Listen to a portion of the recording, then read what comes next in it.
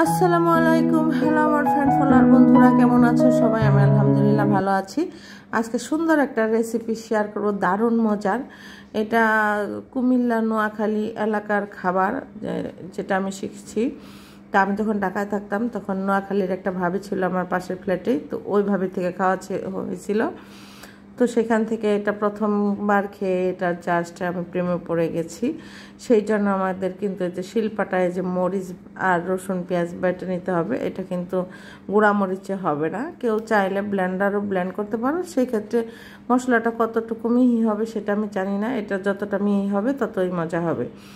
তো ওই এলাকার মানুষ অবশ্যই ইলিশ মাছ দিয়ে খায়। আমি তো গরিব, আমার তো ইলিশ মাছ নাই, আমি কি দিয়ে খাবো? তাই আমি আজকে বাজার থেকে অতীব সস্তা মাছ নিয়ে আসছি, বাটা মাছ। তো ওই বাটা মাছ দিয়ে খাবো। চাষের মাছের মধ্যে বা পুকুরের মাছের মধ্যে যতগুলো মাছ খাই তার মধ্যে বাটা মাছটা কিন্তু বেশ মজাদার। তো গরিবের মাছ তো এমনিই মজাদার।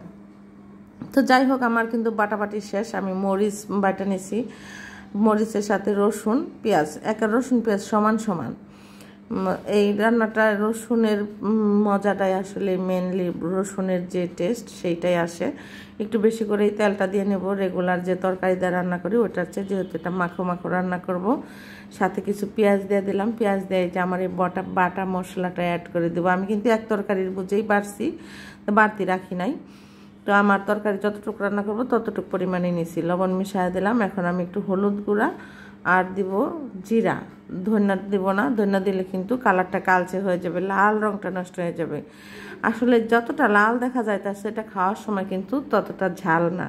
কেউ বিশ্বাস করবেন কিনা জানি না। তো এটা শুধু চেহারায় অনেক সুন্দর আর দারুণ একটা টেস্ট, কিন্তু এতটা ঝাল না। মানে যেরকম দেখা যাইতেছে যে আইস এটা মনে হয় মুখে দেওয়া যাবে না, আসলেই সেটা না। কেউ যদি খেয়ে থাকেন তো কমেন্টে জানাবেন। কেউ আমার পেজে যদি নোয়াখালী কুমিল্লার কোনো ভাই আপু থাকেন তাহলে জানাবেন। আর এই খাবারের সাথে কারো সম্পর্ক আছে কিনা বা কেউ খেয়েছেন কিনা সেটাও জানাবেন। তো আমি হালকা অল্প একটু পানি দিয়েছি মাছটা সিদ্ধ হওয়ার জন্য। অবশ্যই এটা মাখো মাখো রান্না করব, তো বেশি পানি দেওয়া লাগবে না। বেশি পানি দিলে বেশি জাল করতে হবে, অল্প পানি দিলেই হবে। তো আমার রান্নাটা কিন্তু মোটামুটি শেষের দিকে। তো এই দারুণ মজার রেসিপি যে মিস করবেন সে আসলে মিস করবেন। তো কেমন হইল রান্না, ভালো থাকবেন, জানাবেন। আল্লাহ হাফেজ, আসসালামু আলাইকুম।